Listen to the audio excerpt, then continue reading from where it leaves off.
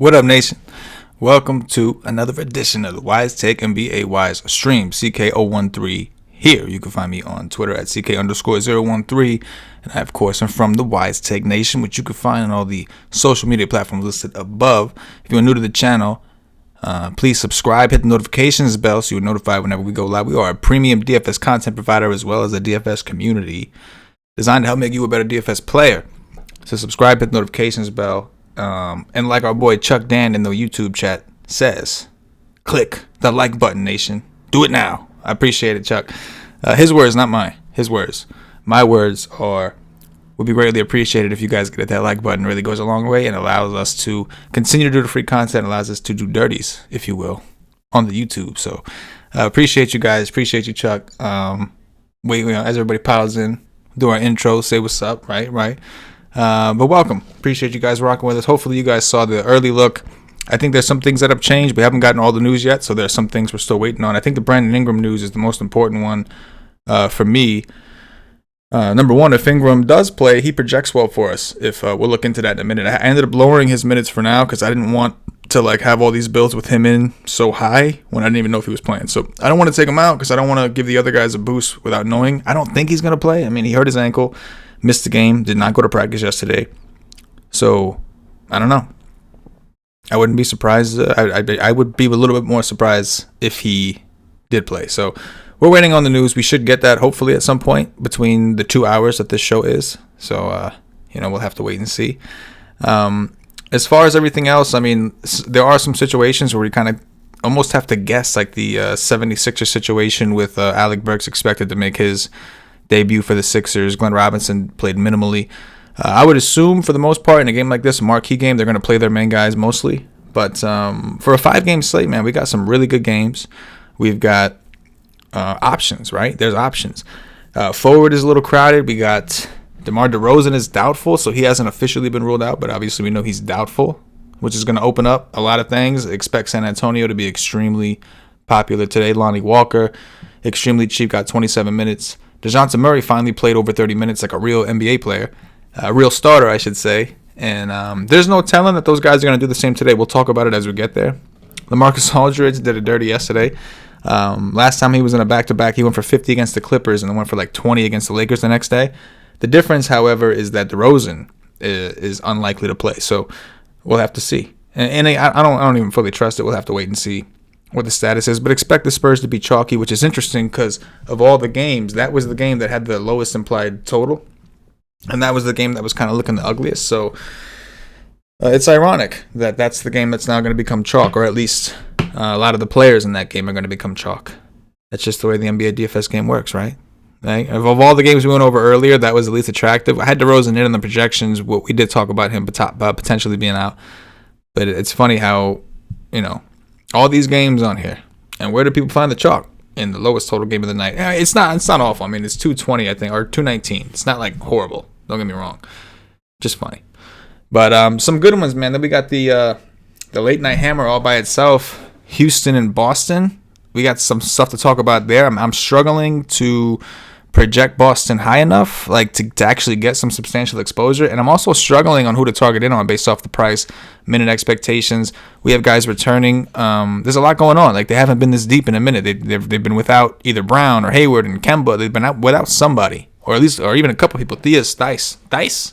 That's what we established on the early show. Tice. Or was it Tice? I think it was Tice. Anyway, so yeah. We got some things to check. We got some things to discuss. So let's go ahead and start going over these games so we can try to go a little more in depth and I don't have to rush at the end. Usually that's the case for the bigger slates, not so much for these. But let's go ahead and get into it. We got the first game here. We've got the Chicago Bulls visiting the Washington Wizards. We've got a 230 total.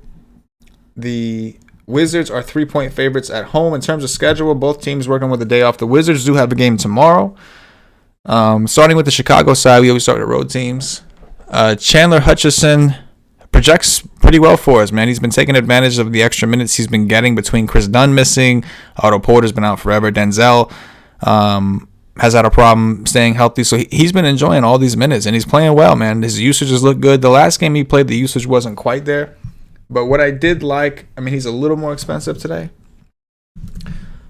But in his last game, he had a 13.5% usage rate. The 2 games prior, it was 26 and 27. On top of that, he had a really poor day from the field. 2 for 9 from the field. Just didn't shoot well.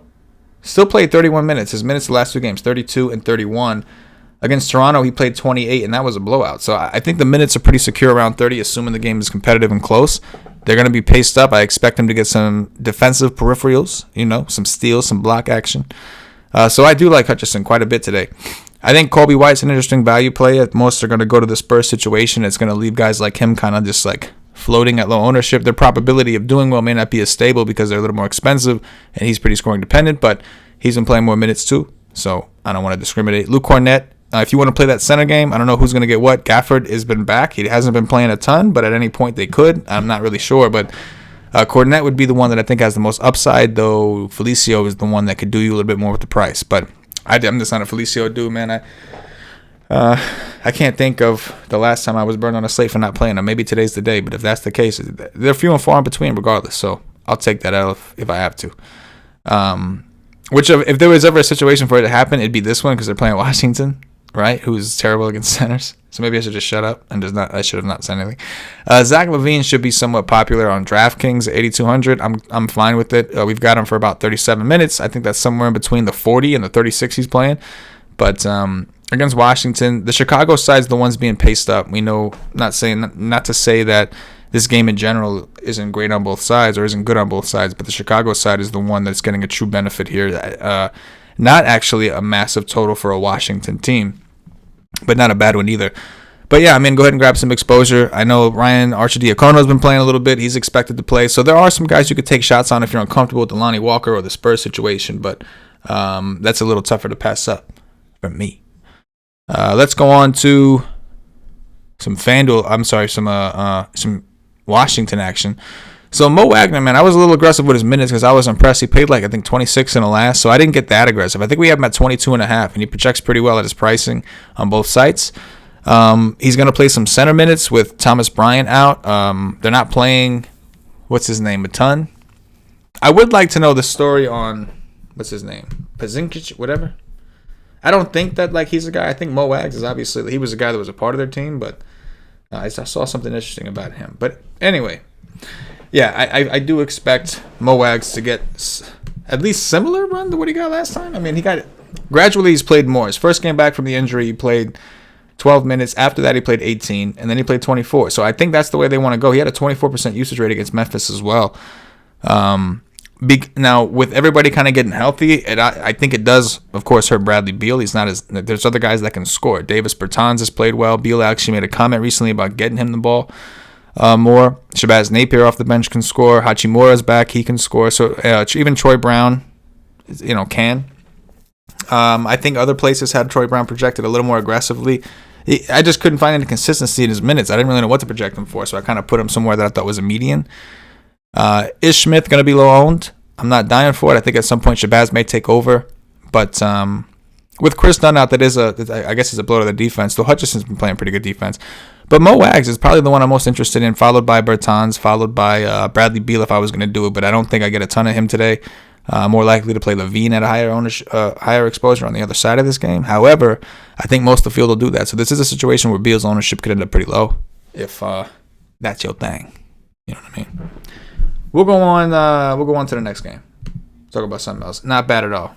Okay, we got some people pouring in now. OVA Productions. I love that Houston-Boston game. I feel you, man. We're going to talk about that, and I want to hear your guys' thoughts on it too, because I'm having the Rockets side. I'm getting enough, like Covington and some of these guys. What it really is the other side. You know what I mean? Like that's the part where I've been having issues. Is working in Boston now that they're all healthy, but we'll talk about it, and I'll explain to you why I'm having a hard time doing it at this point. What up, Will?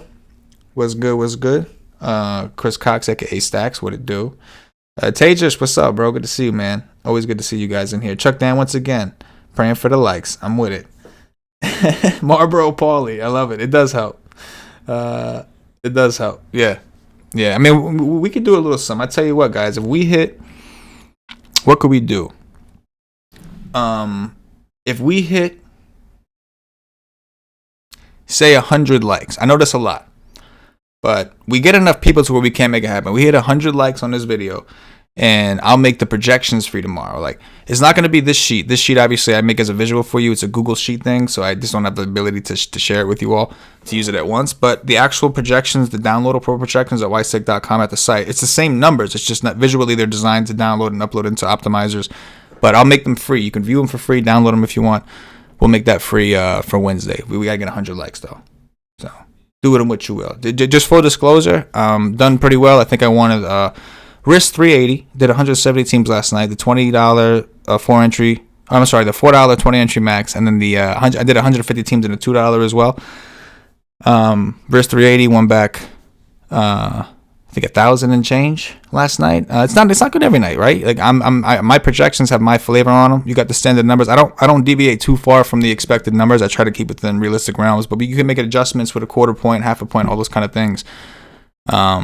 So at the end of the night, you want to keep refreshing them. That's a whole. I'm getting into like how to use them and shit. But I'll make them free for you guys to check them out. Anybody that hasn't been reluctant, I'll make them free on Wednesday if we can get 100 likes on this video. So do the dirty. Let's do it. With that said, let's go on to the next game. Next up, we've got the Los Angeles Clippers visiting the Philadelphia 76ers. In terms of schedule, I believe both of these teams have had a day off. Both had a day off. Philly's within in a 4-6 stretch. LA's in a 3-4 stretch, but they've had a day off. They're rested. This should be a pretty good game. I think some would project this to be a potential NBA Finals matchup, right? I mean, it's debatable on both sides. I think I agree with the Clippers.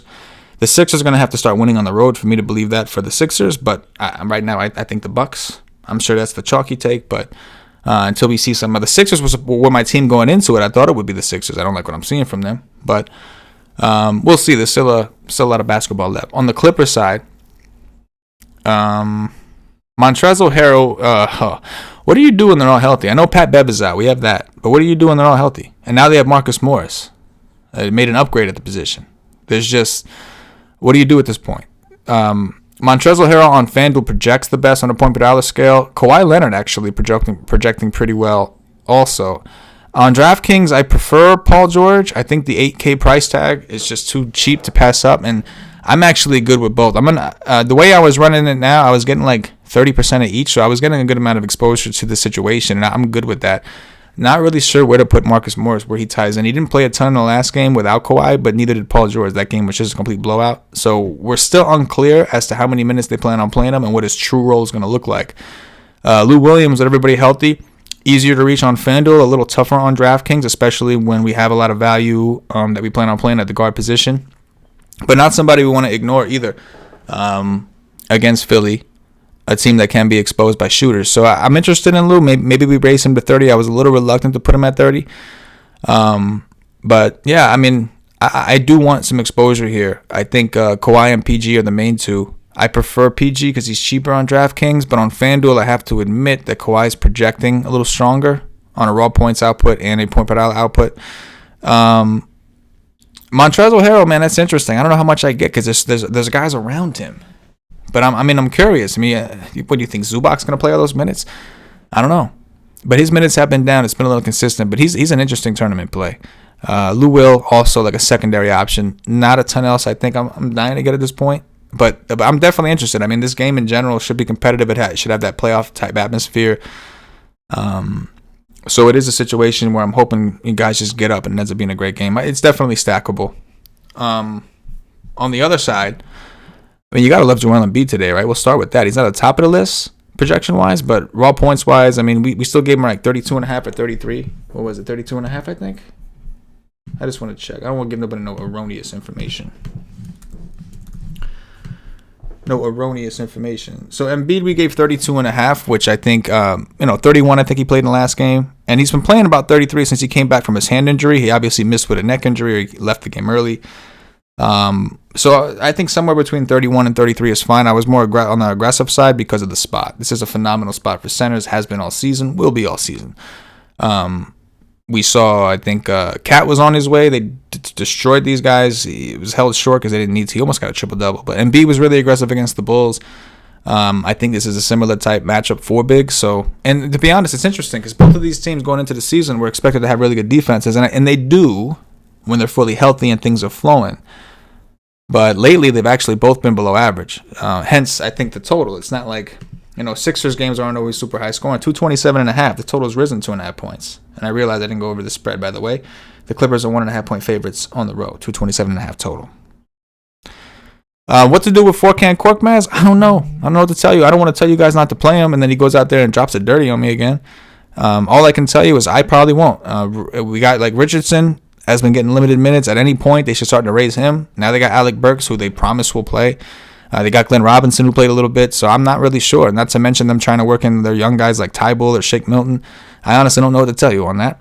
I can tell you that Horford projects well, but I probably don't get there too much. Our projections aren't forcing him on me, so I'm grateful for that, even though he's got a 5.7 projection, because there's so many guys at that position that project well.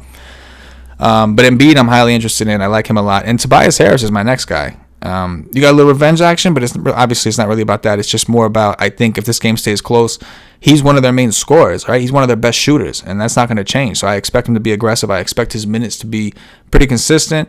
He's going to have some tough matchups between PG and Kawhi and all that, and, got to hope he stays out of foul trouble on the other end. But I think the price is real low, 6'2" and 6'4" on each side. It's just too low to me. So I do like Tobias. Again, it's a competitive position. So how much we get to him, we'll have to see. But, yeah, I have interest in this game. That's what I'm saying. For a 5-game slate, it's pretty loaded. You know what I mean? It is pretty loaded.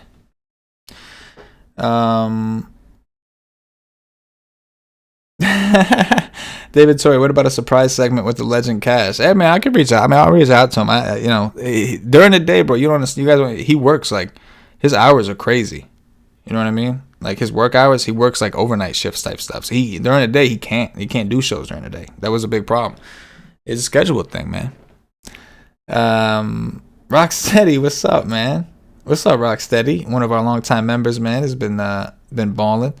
I've been doing really well. I think he had a good game in cash games last night. See you in the YouTube chat. Whatever happened to BK Bourne? He just didn't want to do this anymore. It's a responsibility. You want to do well for the people, and at the same time for the people watching it, and then at the same time, it's a grind. So it's a grind like anything else. We're gonna move on to the next game. We've got the Portland Trailblazers visiting the New Orleans Pelicans. One of the more marquee games on the night. Was this right here. Damn, that Boston game is going to get me. But it's all good because I got you guys. So I'm going to figure out. We have some pretty cool guests lined up, by the way, guys. Just going to throw that out there. Lining up some guests for after the All-Star break to bring on as a third for the 6 p.m. hour. Or that last hour, I should say. We don't know what time they're going to be because of the slate differences. But going to work on some guests, man. Reached out to a couple people that we got relationships with to bring them on and add some variety, add some flavor to the show. So definitely excited for all that kind of stuff. Make sure you're subscribed if you're not already. I see the legs growing. Hey, Ken, you know me, man. You know I'm going to keep going. I'll keep grinding, man. That's what I do. Gotta love the chat. All right, let's keep this rolling. We'll get into this Portland game. I know I'm going kind of quick, and we only got 3 games left. But, I mean, really, it's like the first game, it's not a game I'm writing off. I have a lot of Hutchison and their guys from there I want. But they're all just so interesting. They're all just seem good, and you can see scenarios where they all do well. I like the fact that the Philly total's risen 2.5 points. Portland, New Orleans should be the fastest paced game on the slate. That's what we're expecting. We know New Orleans plays really fast. Portland, not exactly a slow team. Both teams are terrible defensively. We have a 241 total. That's up from 240. Highest on the slate. The Blazers are 3-point underdogs on the road. They get no respect, not even against New Orleans. No respect. So starting off with the schedule, Portland, they've had a day off. That's right. They're in a really tough schedule stretch. We talked about this earlier, right? They've had a day off. It's 4-6, and they have a game tomorrow. So they're in one of those death stretches that some of these guys have. So tomorrow we might want to look for the fade. With that said, if this game were to get ugly, not saying it will, it's got a tight spread. I expect it to be close. If this game were to get ugly, look for Portland to maybe bail a little earlier than usual. With that said, I don't expect that, so I do like Portland quite a bit. I think Damian Lillard is a guy we got to keep playing. I got him at 39.5 minutes. He got 38, I think, in the last game, which was down from what he usually gets. But if this game is close and he's pushed, I think he will play what he's been playing. He's one of the top studs on the slate for us. CJ McCollum projects really well. That's the thing I worry about with Dame. If there was ever a matchup for both of them to go off, because Dame's been going off so much, and I think it is hurting McCollum a little bit. I mean, McCollum's having a hard time having those games where he just takes over. He's still flashing the upside, and at 6'4" on both sides, I think that he's still fine. I do like him. But there's only going to be certain matchups where I'm comfortable taking Dame and McCollum together. Not saying that I love them together, but I think I wouldn't bother putting in a rule. I have no problem playing them together because they're playing New Orleans. If you're going to do it, it's going to be when there's more expected possessions in the game, right? Hassan Whiteside, I love, man. Dame and Whiteside, they're killing the pick and roll. They're doing a phenomenal job. Between Zion and Favors, man, I just don't know. Whiteside's a really big dude. Dame is really dynamic. I think they're going to have success with the pick and roll. I know New Orleans hasn't been that great against the pick and roll. I'm not sure how that metrics looks since Zion's been here, but I know in general they're not great. So I do like Dame, but I think I like Whiteside the most from this game in general. Carmelo Anthony projects well. I had to kind of fight him down and project him for a little more conservative minutes just because it was giving me a little too much of him. There's a little too much. You know what I mean? But anyway, I think Trevor Ariza, another value play that could go overlook. He just went nuts in the last game. Not saying that's something he's going to do every time. I will say this: Anthony Simons was out last time, so that led to more guys playing more minutes. Simons is probable coming back from a concussion, so that could eat into Gary Trent a little bit. Maybe even Ariza, maybe even Melo. Gary Trent closed over Melo in the last game. It had everything to do with the fact that Gary Trent was just knocking threes and Melo really wasn't doing much. So you're not really getting a ton of rebounds because of Whiteside. He couldn't really shoot well. So they took him off and they brought on Trent, who's going to stand in the corner, but at least he's going to make the threes when it's thrown to him. So with Simons coming back, we'll see how that affects these guys. Maybe they don't have to play the minutes they've been playing, but we know Portland's going to play Dame. They're going to play McCollum. These guys are going to get their minutes. Whiteside. And Melo is going to get somewhere in the 30s, barring any foul trouble or injury. But Ariza's kind of interesting just because I think even after going nuts in the last game, he's probably going to get overlooked again to a degree. I guess when you're factoring in, because we're going to have the value, right? And there are some studs. We have Harden, we have Westbrook, so there are some things to factor in. I get the feeling that this game's going to have the ownership. I mean, I know this game's going to have the ownership, but who in this game? The New Orleans side, we have some injury things we're waiting for with Brandon Ingram. So we get that news, maybe things can change. With that said, I'm going to pull up the Slack to make sure. No, we haven't got nothing yet. I'm just itching for it. But anyway, going back to the Portland side, it's just a really good spot. I do think it's going to be popular. So when it comes to players like Dame, I'm wondering, I think I may end up with about 30% of each, but I'm not positive. Part of me maybe thinks McCollum could be sneakier, but it's just so hard to take a chance on that when Dame's been hogging all this usage and he's looked so good doing it. But I'm playing Whiteside regardless a ton. That I can tell you. That's happening. Let's get into the New Orleans side of this. So, again, just waiting on the Ingram news. As far as I know, Ingram obviously missed the last game along with Zion after hurting his ankle in the previous game before that and not coming back. He did not practice yesterday. Could have been precautionary, but all I know is he didn't practice yesterday. So he's questionable. He's not doubtful. He's questionable. I'm hoping that we get some information. I don't really expect him to play, but, I'm not gonna play that game. I was a little conservative with his minutes. If he does play, we should expect him to get 34 as a minimum, maybe even 35 or more. I think I had him at 33 and 33.5 or something like that. So it's rounding up and showing you 34. It doesn't. I had it round up to the whole number, but it's a great spot, man. Portland's always struggled against forwards. I mean, it's going to be a good game. Ingram's usage is awesome. He's their main go-to scoring option. His price is low on DraftKings at 7.5. So he's a guy that I'd probably end up with a lot of. If he gets ruled in, I'll end up with a good amount. I'd just be reluctant because it's an ankle injury. He didn't practice. I'm worried about the ankle.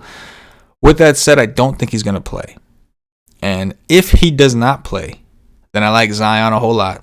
I saw in that last game when Ingram did get hurt, Zion was struggling to really make an impact fantasy-wise in the beginning of the game. And that second half when Ingram got hurt, Zion just went nuts. Got 30-something DraftKings points almost instantly. Drew Holiday is expensive. I know he went nuts in the last game. We caught him that day. We were good because they were both out. So we knew the usage would be there with Zion in, even if Ingram is out, I don't know if I'm willing to pay 7.9. 7.4 is a little better, but the spot is good, and I think the minutes will be there. They're going to want his defense with McCollum and Lillard. I'm good with it. I just don't know about the usage of Ingram. I mean, if Williamson is in there. Now, if Ingram is out, I do think that Favors could see more minutes, and he already projects well. He had a real good game against Whiteside the last time these guys played. Zion wasn't around, so his minutes were, better. But I would assume maybe I'd probably raise him half a minute, at least a quarter, because even if you don't think his actual minutes go up, the usage itself is going to go up when he is on the court with no Ingram, especially because they may stagger Zion in Favors a little bit at that point if that happens, to just keep one of those guys as the big on the court, which in turn would raise his usage more. Lonzo Ball, I'm cool with, man, and nobody's going to play him. We know that they'll play him up to 38, 39 minutes, no problem. And, Ball has done a little, defensively. He's athletic enough to keep up with these guys. So I'm not saying he's going to stop Dame, nothing like that, but he's athletic enough to where I think they'll feel the most comfortable with him out there for defensive purposes and rebounds and all that stuff. So I think Ball's sneaky. I mean, we might have to raise his projection just to have it give us some. Because right now I'm not getting a lot. Don't get me wrong, I don't love a 7.3 price tag, but he does have triple-double upside, and his ownership is going to be really low. So if variance falls his way, he could end up being a pretty big tournament play.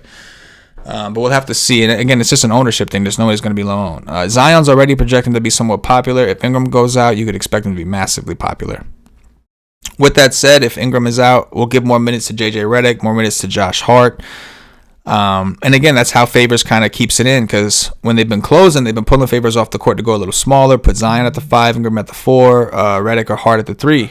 That's what we've seen them do. I can't say the dude's name. The Anges Pezinxius, I don't know. He's been ruled out officially, so that's good for our boy Mo Wags. Mo Wags. Good for our boy Mo Wags. I think he's likely to get the minutes he got last time. I do like him as a value option. Anyway, coming back here.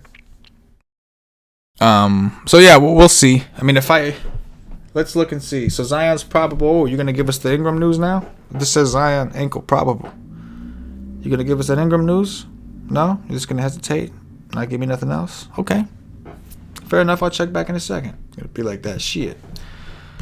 All right, so let's look real quick at Ball. I just want to see what kind of minutes he's been playing before we raise him. Again, it's not like he's a top play option for me or anything like that, but I know I wasn't getting any of him. And on a small slate like this, you want to really, really pay close attention before you make that decision. I mean, the usage hasn't been great. What did he go for? Against the Pacers in a tougher matchup, he played 39 minutes, went for 32. Chicago, 33 minutes, went for 35. And the floor looks good. And he's got the upside. I mean, the last time he was in a really fast-paced game was Houston. He played 37 minutes, went for 47. So, I mean, he's got that kind of upside, and this is going to be a fast-paced game we're anticipating. I'm probably going to raise him up a little bit. Let's see what it does. I just don't want him to be ignored. I mean, I'm more likely to play him than Drew, I think. I don't know. Is that dumb? Is that a bad move? Well, first of all, I'm going to give Drew a full 34 to be realistic. Lonzo, say we gave you 38, man. He's been playing, 37, 38 most nights? What would that do?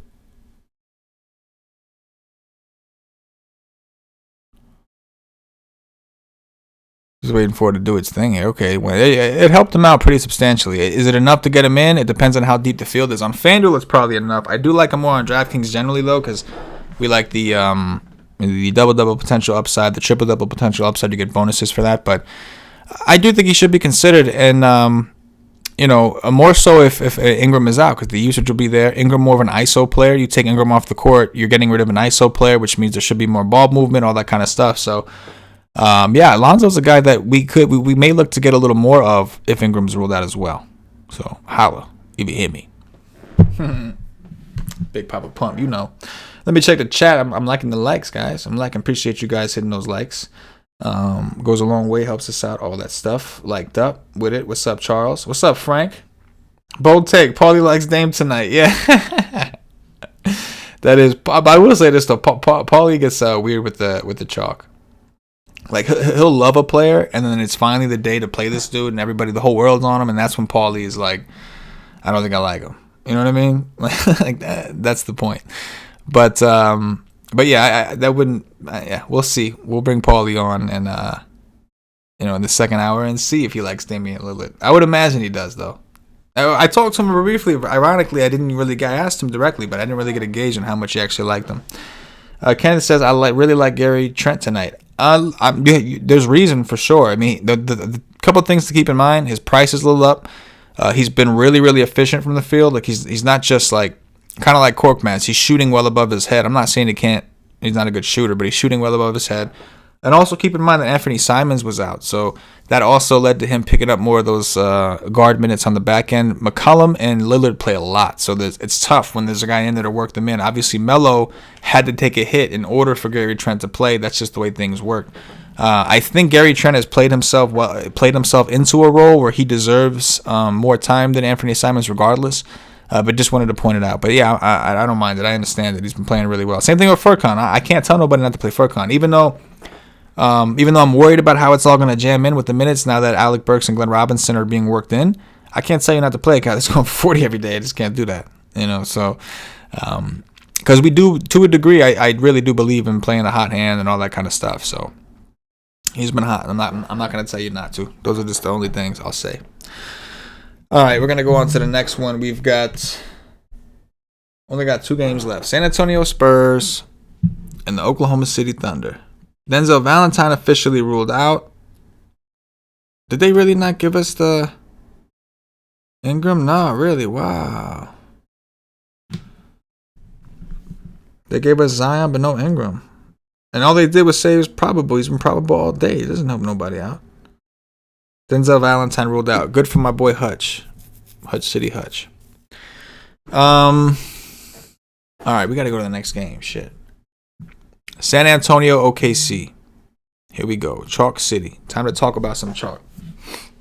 How would you like your chalk served, ladies and gentlemen? Let's see. We've got a 219 total, down from 221.5. OKC opened up -6.5. We got the DeRozan news. They're now -8. San Antonio is on the back end of a back-to-back. They are in the midst of a 4-6. Obviously not the best schedule stretch for them. DeMar DeRozan is doubtful, to be clear. He's not officially out. He's doubtful. We're going to go on as if he's not going to play, which I don't think he will. He had back spasms last minute, so he got ruled out after lock. Like literally right before the game. He was in their listed official starting lineup. He got ruled out right before the game because of back spasms. So on a back-to-back 4-6, they're probably just going to keep him out. Oklahoma City working with a day off. So this game has the lowest total on the board. Not that it's a terrible total. 219 is not the worst, right? It happens to be the lowest on this slate because that's how good this slate is from a game perspective. DeJounte Murray should be extremely popular. I don't really have a ton of arguments against it. The one thing I'll say, I'm going to play him a lot. So if he sucks today, I'll be pissed. I'll be angry. All that good stuff. And we could be angry together if you play him too. Just hit me up on Twitter. We could bitch about it all day if you want.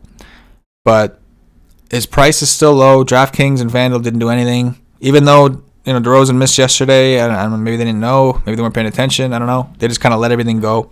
And all these guys are still way too cheap. So starting off with DeJounte Murray. He finally got minutes, man. I've played this guy so many times just waiting because I know how much upside he's got. I played him so many times just waiting for him to get that day. And I basically gave up and stopped. I got tired of seeing the 25. He did get 28 against the Kings. But he got 34 minutes last night. That's all you could really ask for. In a close game. I have some concerns about this game staying close to a degree because I think San Antonio's in such a bad spot and DeRozan's such a huge piece to this team. But I do like DeJounte Murray. It's hard to argue, man. And this is a guy that in 25 minutes, 24 minutes can hit value on this price. And we got him projected at 29 despite the fact that he played 34 last night. There's no guarantee that he's going to get 34 again. There's no guarantee on that. You know the way Pop is. No. It can't. For whatever reason, he could decide to play the shit out of Mills and what's his name? Derek White, who didn't play a ton of minutes for some reason. So it's hard to gauge. I would imagine that they want him on the court because of the DeRozan thing, because there's more things that Murray does. He's athletic as hell. He grabs boards, all that kind of stuff. With that said, Trey Lyles can also find himself playing more minutes just to kind of fill in as LMA plays more center. He got some pretty good minutes and did well in his last outing. he's still cheap for value. Lonnie Walker should be at least on DraftKings, should be the main guy people talk about. We were conservative with his minutes because, again, the pop thing.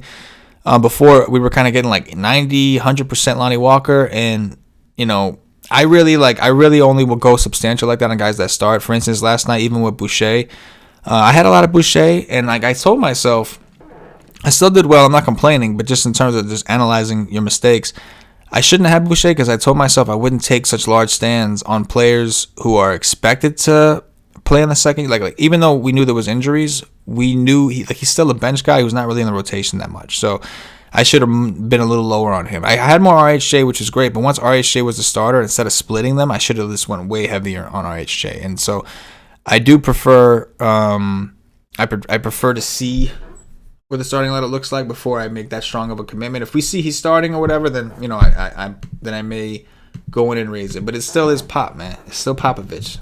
You can't, you just can't trust that dude for nothing.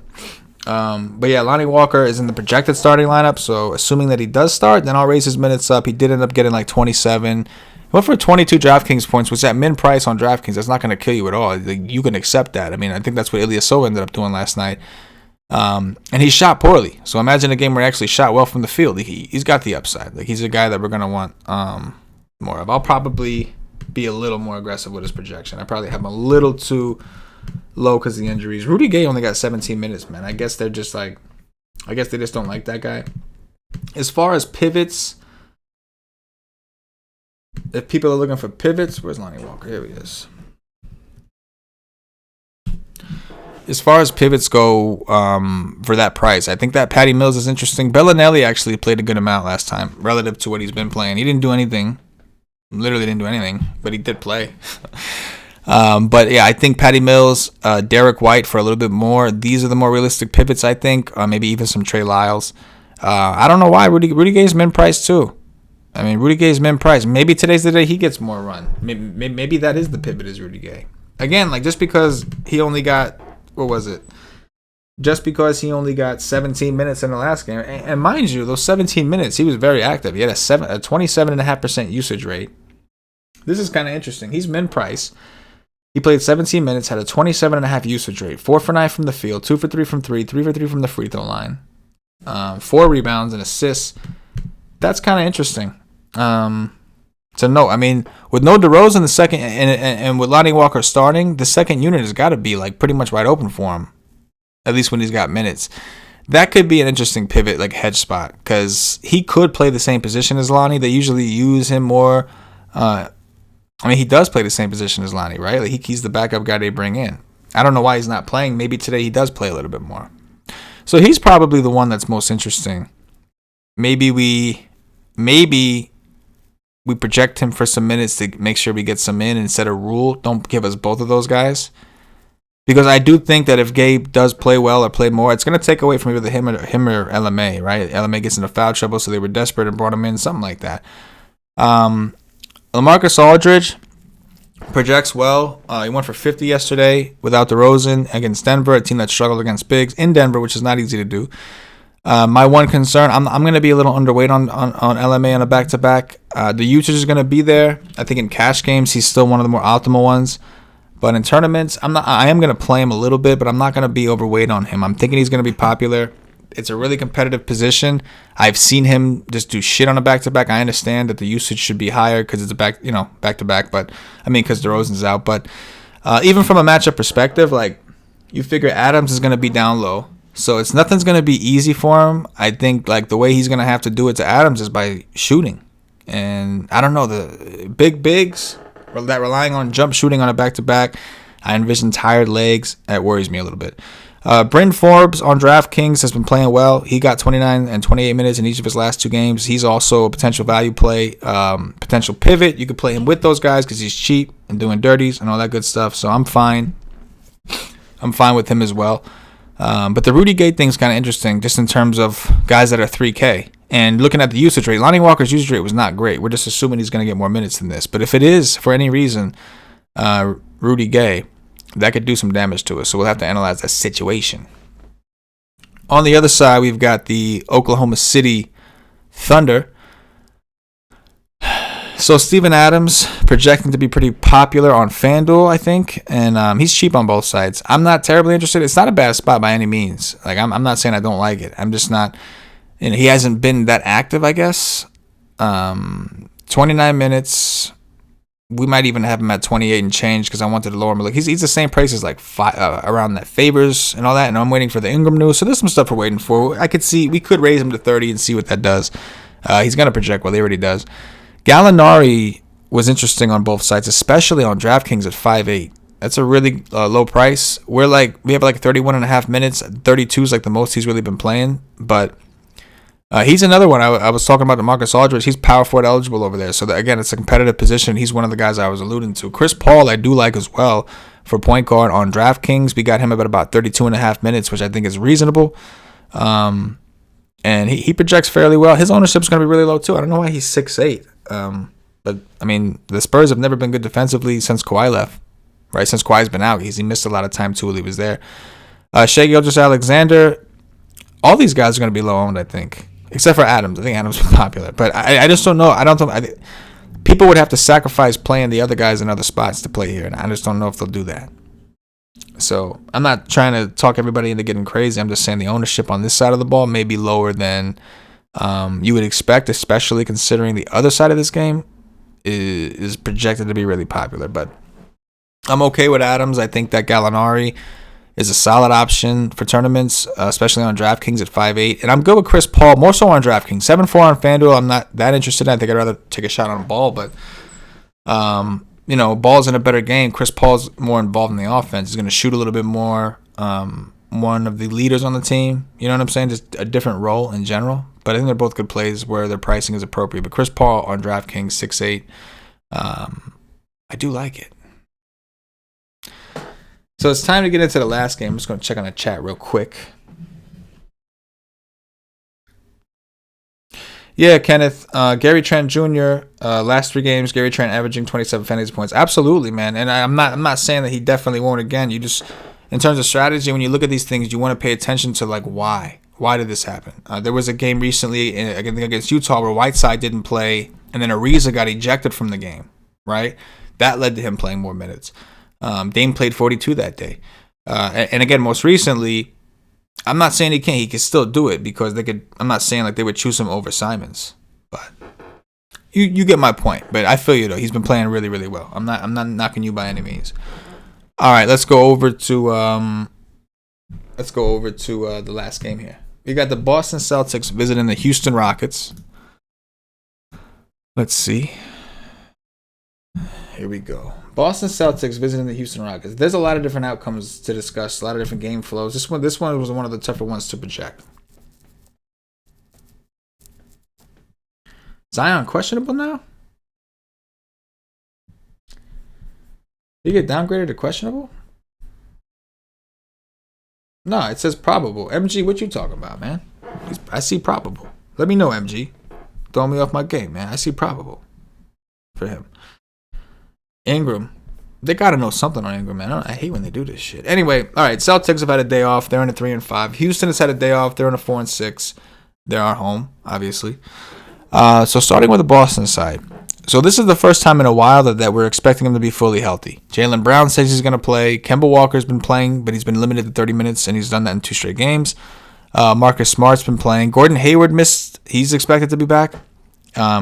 Tatum's price is obviously really high, and he's priced for all these guys being out. Even Daniel Tice is projected for minutes because he's expected to be back. He's been out for a while. So this is a phenomenal pace boost. One of the best you can get, right? Playing against Houston. Again, since Houston committed to being small, their prerogative is to be fast. They want to be fast. They want to force any bigs off the court or put the bigs at a disadvantage or whatever they could do. With that said, again, Boston, a lot of these guys are priced as if, they have teammates out still, and they don't. There's also a bunch of different ways they can play this. They do have Tice, they do have Cantor, so they could play the big man and try to exploit that. The problem is that, from what I've seen, they've really struggled more so against the bigs that can shoot and are going to shoot. Is that Cantor? Is that Tice? They're going to shoot some. Is it enough? The other option is Boston could just say, no, we're just going to go small and match up. I would imagine Marcus Smart is one of the better guard defenders out there. Jaylen Brown, one of the better defenders. I would just find it hard to believe that they wouldn't want Smart and Jaylen Brown out there a ton going up against Westbrook and Harden. I just find it hard to believe that they wouldn't do that. With that said, I can't confidently say they will, because if that would be the case, they could easily go small, play Tatum and Hayward, do more of like a 1-2-2, right? Two guys down low. Michael Porter Jr. is ruled out tomorrow, in case you guys were interested in getting news for tomorrow. Still nothing on Ingram. Anyway, so they could easily do that. Match up Tatum with Tucker, match up Hayward with House, something like that, right? Covington with Brown, or whatever they want to do. And I guess that would leave Kemba and Smart up top. So that's an option. And again, I'm reluctant. Cantor's price is still good, and the bigs can smash. I'm not saying they can't. Houston can't defend them really, but we have seen some bigs get ran off the court at times too. And neither Cantor nor Theis are like their main guys, right? Their main guys are Smart as the sixth man, Jaylen Brown, Kemba Walker, Gordon Hayward, Tatum. Those are supposed to be their main guys. So pace up spot, they're not projecting nearly as well as I thought they were. Now, it's not like I was super aggressive with the minutes, because on the season, Gordon Hayward, with everybody healthy, hasn't really played much more than 32. So 33 was me kind of being aggressive. Maybe I'll raise him a little more, because I'm nervous about not having enough of this side, right? This is the one side on the slate that I'm having a real hard time getting the people. And it makes sense because, again, a lot of these guys are priced for their teammates being out. Marcus Smart hasn't done much and hasn't played 30 minutes a ton with all those guys out. Anthony Simons available to play for Portland, by the way. Just got that update. Still no Ingram. So what to do with Boston? That's going to be the question. I'm curious to hear your thoughts when we take this break after this next game, after this next team. I'll sift through it and kind of gather your guys' thoughts and see what you think. But where would you project these guys for? What rotation? Do they go small, or do they force Theis and Cantor in? It's a tough situation. Houston's going to run, and Theis and Cantor could get run off the court, or maybe this is a game where Theis gets more run, or maybe Cantor, when he is on the court, he's too dominant. I don't know. And for the starters themselves, Jaylen Brown's coming back from an ankle injury. How many minutes is he going to get? 36. If we put him at 36, he'll project a lot better. That might be what we have to do to get some. Kemba Walker has been limited to 30 minutes a game. Maybe they need him more today, so they raise him. He's played anywhere on regular minutes from 33 to 36. Again, kind of tough to gauge. So it's an interesting situation. There wasn't a ton here that I was finding at the moment. On FanDuel, much easier. On FanDuel, I'm cool with Smart, but I like Jaylen Brown way more at 5'9" on FanDuel. Kemba Walker at 7'1", I'm cool with over there. Gordon Hayward at 6'3", I'm good with over there. So I do like those guys quite a bit on FanDuel. DraftKings is where I'm having a hard time reaching them, to be completely clear. But yeah, Darius Levitt says Brown on FanDuel smash play. I like him on FanDuel. I do. I definitely do. Again, before we get into this Houston side of the ball, guys, I did say if we can get 100 likes on this video, we will make the NBA projections for FanDuel and DraftKings free tomorrow. So all day they'll be free. Again, this sheet is the visual. The numbers you see are the projections, so I'll make them accessible for you guys to download for a day. You can download them and use them for tomorrow's slate. Speaking of tomorrow's slate, what's on tomorrow's slate? What do we got going on? Oh, it's a big one. Okay, so yeah, it's a good day to get the projections. We got a big one tomorrow. Might want some stuff to help you out. You download them, you can upload them into whatever optimizer you use, get a little WiseTake Nation flavor. To be clear, for those of you that, if we get to this goal, I got confidence that between this show and the second hour, we can get close. We've done it before. The other day we had 100 likes. So I'm confident we could do it. And so I'm going to tell you now, if we get them, it's important that you keep refreshing the projection throughout the day, because I'm updating these bitches constantly. In the morning, we do the early look. I adjust them before that show. After the early look, I adjust them, and I do all day just running through teams, getting news, making tweaks here. So they really, really do have a lot of my flavor in there. So, just giving you a heads up. The later you can get them, the better. It'd be great, too, if you could all download the projections. I'll be on the show, so you'll know when I'm updating them. It's a beautiful thing. It's a beautiful thing. Ooh, man. Looking at the schedule, bro, looks like, you know what? Tomorrow is the last real slate, too. Shit. Thursday, we have a 2-game slate on Thursday.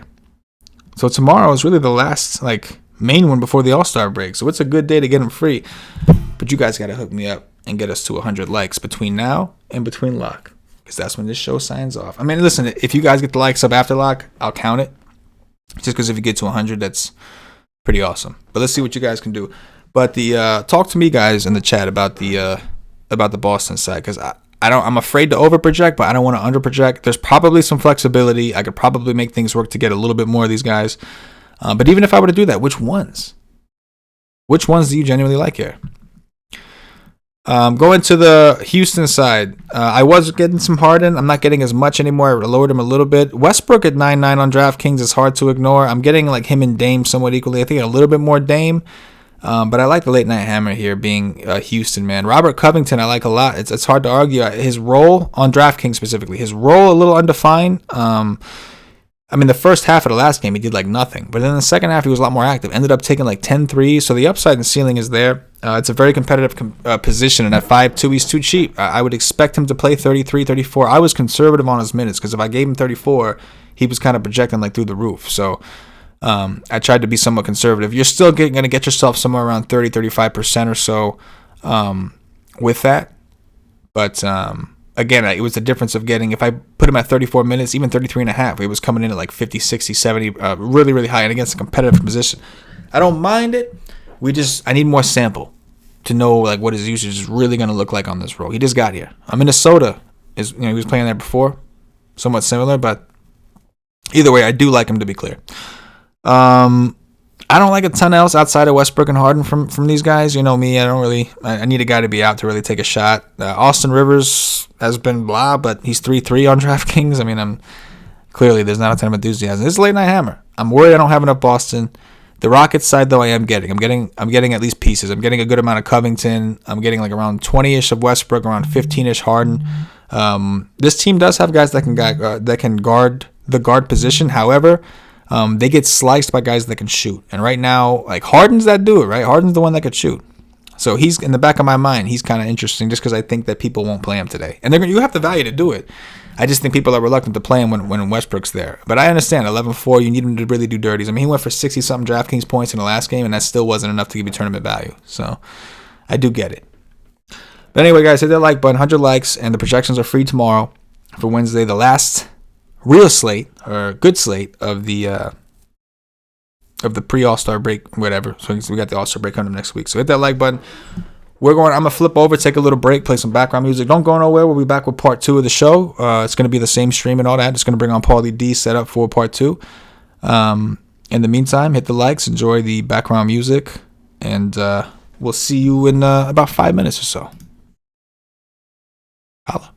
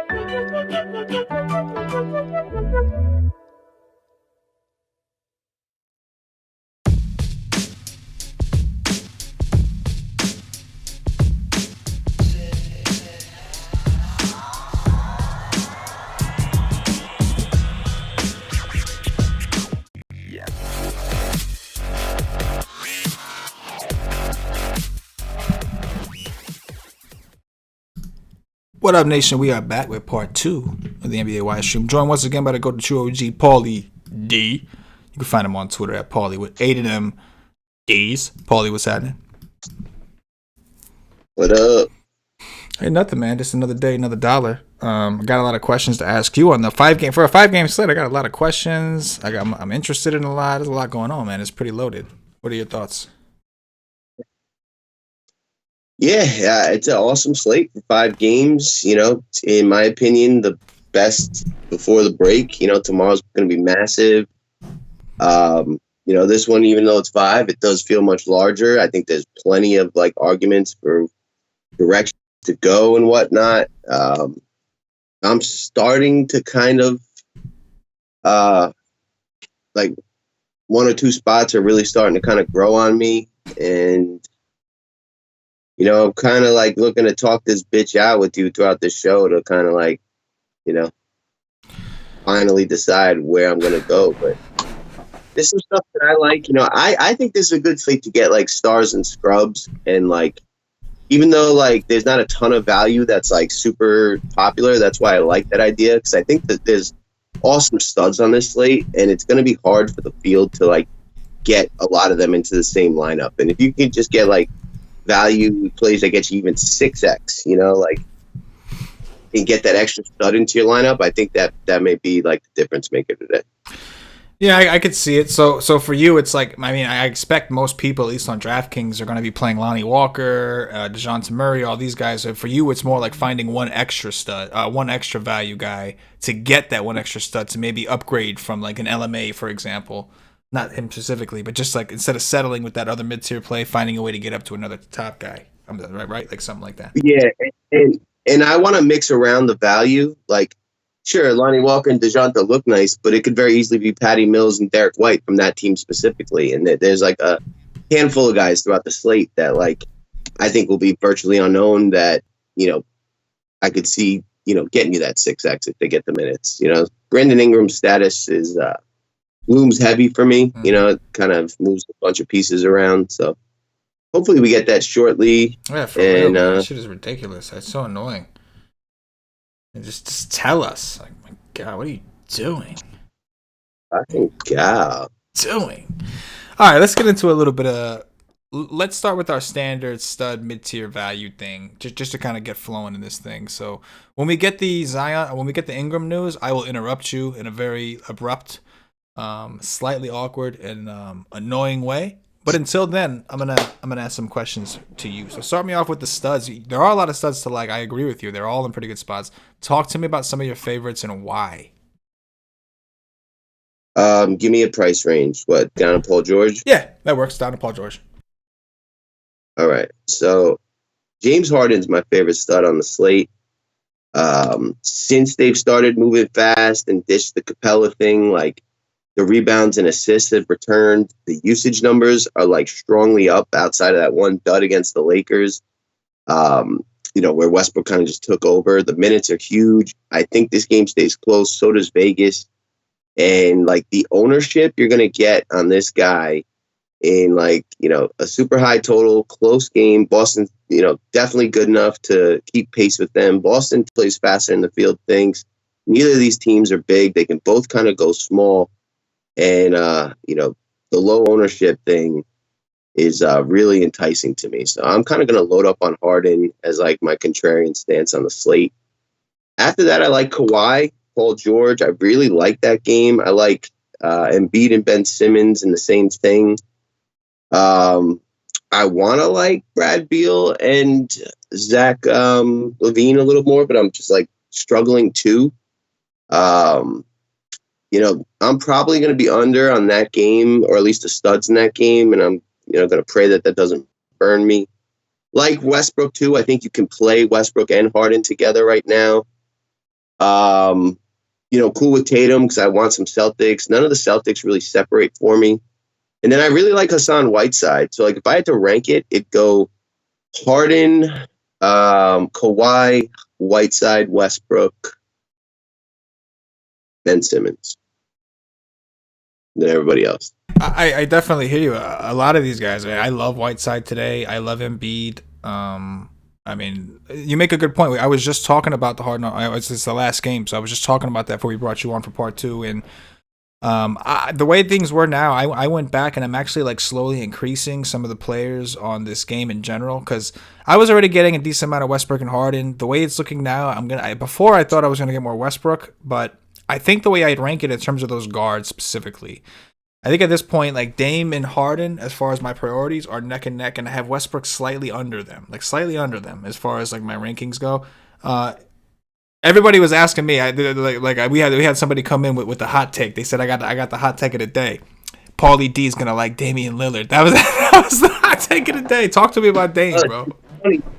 I really don't like him that much. Like the price is up. I like this spot a lot for Whiteside. The rest of the team's kind of playing well. like the last time Dame went off, like the whole team kind of like fell apart. Someone got hurt, someone got ejected, someone got in foul trouble. Like, I don't know. Like against New Orleans, I kind of like everybody like kind of equally, with Hassan kind of standing out the most. Like I wouldn't dare put Dame as the bust, but he was one of my least favorite studs today, and like I hate that whole dynamic because like sure he'll probably go out and put up 90 and burn my ass because of it. So I'll get like some of him, but I'm not that into Dame, surprisingly. No, I hear you, man. I hear you. I mean, I'm like I said, in that situation, Whiteside is the one I prefer. I like Dame. I'll have some, but like I like Whiteside more than I like Dame, and I like some of those other guards a little bit more too. Talk to me about some of the mid tier, man. I think the mid tier, obviously, like there's some guys, LaMarcus Aldridge, I'm sure will be popular. There'll be some guys who are popular, but for the most part, you got like at point guard alone, you got like Chris Paul, who's 6'8" on DraftKings. You've got Lonzo Ball, who without Ingram could be in for massive minutes tonight. In a great matchup. Talk to me about some of the mid tier guys that you're interested in, and how much mid tier guys you think you're going to end up with. Yeah, so I do really like Lonzo Ball if Ingram's out. Really like Zion if Ingram's out. Like everybody from Boston, like Hayward probably the least. McCollum, Tobias Harris, one of my favorite plays on the slate. Jacking him up to make sure I just get enough. Like Montrezl Harrell, Marcus Smart, Davis Bertans, Covington, Thad Young, DeJounte Murray. And like if I had to rank it, it'd be Tobias, Lonzo Ball, Zion, assuming Ingram's out, Kemba, Marcus Smart, and like Montrezl and Bertans.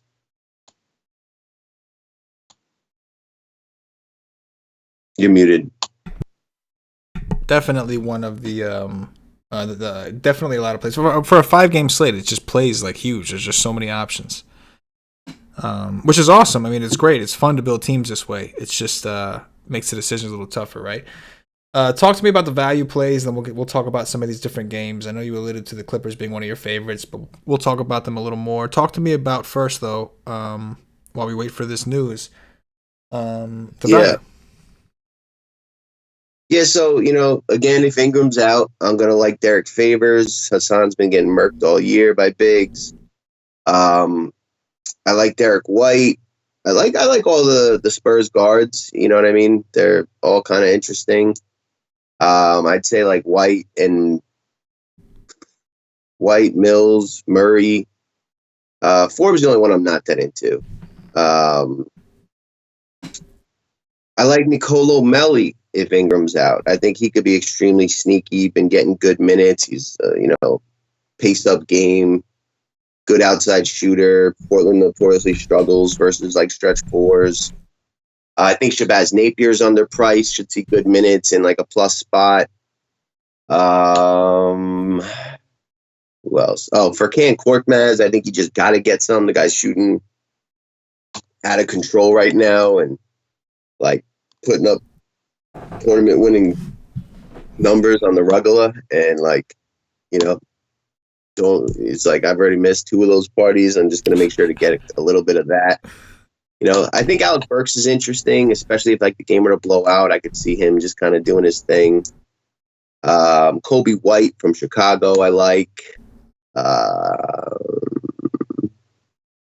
Zubac, I could see getting some minutes, additional today to guard Embiid. He's 4,500. When he gets minutes, he usually produces. Nerlens Noel, I think, is like an interesting pairing with my boy, what's his name? Lonnie Walker, right? Because like I think the way Lonnie Walker really smashes is if the game blows out and he gets like all the usage on the last run, and then it's like, so who would do that from OKC and have upside? It's Nerlens Noel. Troy Brown, I like on the second unit there from Washington. Hachimura, Mo Wagner, I like quite a bit. I know you like him as well. So I just kind of tag along. Ryan Arcidiacono from Chicago, as long as he's definitely playing. He's been like, questionable every day, but playing. So there's a lot. And that's like where, I think you just kind of like get 20 to 40% of like the value plays. You don't have to go to like 60s and 70s on like the chalkier ones, because I think some of the sneakier ones may kind of set you apart today and just kind of like load up on the studs. Like put all your studs at higher exposures in the order that you like it, and then kind of cap the value and force it to kind of blend in the value because of the high exposure you're forcing the studs in at. Let's talk about Lonnie Walker for a little bit. So, RotoWire has him projected as the starter. Did he start yesterday? Yeah, he did. He started yesterday. Yes. It led to 26.9 minutes, and interestingly enough, he did not close. It looks like, oh man, Bellinelli and Derek White like closed over him. Bellinelli for most of the fourth, and then it looks like Derek White. So. That is interesting because I do think he'll be extremely popular. And I was saying earlier that there is no guarantee that he's going to get the same thing he got last night. Same thing with DeJounte Murray, all this kind of chalk. Exposure-wise, assuming that he starts again.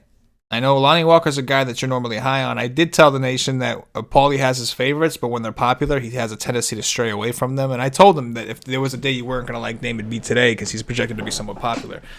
Talk to me about... exposure wise, like how much Lonnie Walker opposed to, like what's the difference of Lonnie Walker to Patty Mills or whatever the value guys you're looking to pivot to? So, like in my opinion, like Lonnie Walker, DeJounte at his price, Patty Mills, Derek White, like they're all the same play to me. So, like I'm looking at like 30% of each instead of like playing one very high. Like, you know.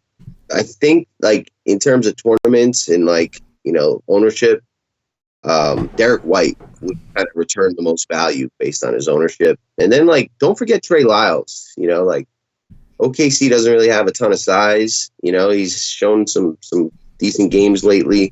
I think he's kind of interesting as well. Yeah, no, I agree on Trey Lyles. He's another one that played well in that last game, and nobody ever talks about him. The problem, nobody's going to play Lyles, especially because it's hard. That position is a little deep. You got LMA who's going to soak up ownership. Gallo's underpriced. Potentially Zion Williamson if Ingram gets ruled out. Robert Covington at a low price is there. For me personally, a little biased. I like Chandler Hutchison today, but I do too. You like him? Holla, okay, holla. How to play you? Been awesome. He has been awesome, man. The usage, minutes, everything. So I'm with you, man. Like, see, the stars and scrubs things. There are like, I don't know that there are definitely ways to reach it. But the more I think about it, the more I'm like, so what's gonna happen with this mid tier? Because, like, you know what I'm saying? Like, it's gonna be a weird. The optimal projection for ownership is kind of weird today. It's like, right, like one stud, whoever that stud may be, LaMarcus Aldridge as a mid tier guy, and then you have like the Spurs value, right? DeJounte Murray and Lonnie Walker assumptively. So it's like they're putting you in a weird position. From there, it's like you said, either you fill the rest of it out more balanced or you don't play as much Walker and just go more balanced in general to be different. Or like you said, you find one more value play to come off of the LMA and load up. So like ownership wise, like I feel like the full mids here, like we talked about point guard alone, right? Like I would assume more people are trying to play Westbrook and Dame and all these guys. Maybe not Harden because he's the most expensive. But I would assume people are going there and DeJounte Murray before they're going to Chris Paul, Lonzo Ball, and these other point guards, right? Or is that not the case? Do you think that it's going to be more even? I'm glad you mentioned Chris Paul. I kind of forgot him. I do like him too, just like contrarian. You know, he's just as good a play as Kemba Walker, Lonzo Ball, you know, Zach LaVine, Drew Holiday today. You know, some of those guys are going to be very low owned for the nice spots that they're in. There is enough in the mid tier to get a very solid balanced build, but I lean towards the stars and scrubs, just different stars and scrubs than what's probably popular today. Brandon Ingram, a game time decision. Are you fucking kidding me? What the? That is so frustrating. So we got to talk about if he's ruled in what we're doing, I think, right? Yeah. Like, let's be prepared for that. Yeah. Because I think everyone's just like assuming he's out across the industry. Yeah, and he could very well be. Yeah. Well, I already know what if he's in, I'm playing him. That's just the truth. He's too cheap if he's in. Okay. You know, against Portland. What do you do? Lonzo, Zion, Favors, Drew. Well, Favors I reduce significantly because obviously we know that in closing lineups they usually go with Hart or Redick, and they'll leave, and that kind of they'll put Zion at the 5, and it kind of just bumps favors out. Plus the usage. Zion, I'll still like a little, but right now I'm looking at like 35% Zion, and if Ingram was out, I would be like even higher than that. So I'd probably lower Zion, right? Because with Ingram on the court, he's been a little consistent. It would make me like the New Orleans side a little less. But the only difference is I would just like Ingram more and the other guys less. Whereas right now I'm counting on, Ingram being out and then loading up on his teammates. I think that's where I stand. What about you? Well, I completely agree, but let's quantify that. So, like, how much Ingram if he's in? If he's in anywhere, like I'd be willing to play him substantially. He becomes my favorite play from that team if he's in. So I'm looking at like anywhere from 40 to 60 at that point. It's a competitive position, so I can't commit all that much. But earlier crunches, when I had him at full minutes, I'm talking not even like real full, like 34, 33 and a half, he was coming in really high. And I raised the other one because I was trying to get him lowered because I didn't think he was going to play. But even right now with a conservative projection, he's coming in like 30% of my teams. And that's with a very conservative projection. So he's somebody that I would have a substantial increase on. For sure. Okay. Lonzo Ball and Zion if he's out. Ownership. I mean, I would assume that it takes a dip. I think Zion's ownership drops, right? Like, it's hard to gauge what he's. What's up? My ownership. So right now I'm at like 35% Zion. That's with 30% Ingram. Ingram goes out. My plan is to get more around 40 to 50% Zion. If that happens, I drop to probably like 20% Zion. Something like that. Maybe even less. Yeah, I completely agree. And like, honestly, I like the game less altogether. But, because it's like both teams just become a lot more balanced and it's less likely you get ceilings from like anyone. Mm-hmm. You know what I mean? Right. There's just more mouths to feed on both sides at that point. And, Right. No, I completely agree. And the prices for these guys are up. Drew Holiday is 7.9. Lonzo Ball, even at 7.3. If everybody's healthy, that's expensive for Lonzo Ball, even though he is playing 40 minutes. And the same thing with Zion. When Ingram's in, he hasn't shown us he's capable of paying that off right now with Ingram on the court. Like we saw even the other game, the last 2 games ago, they both I think Ingram got hurt in the game. In the first half, Zion couldn't do shit. The minute Ingram left the game, Zion instantly like 30 DraftKings points, just boom. Just went nuts. So I'm expecting to see a similar outcome. And then, of course, the last game, they were both out. So Drew Holiday, that gave him the platform to kind of step in and do his thing. But, that's where I'm at. If Ingram's in, I will lower everybody else, and I'll just play more of him because we're still going to want exposure to that game. And he's, honestly, based off what he's been doing, if he is healthy, he's underpriced. Now, I will say this.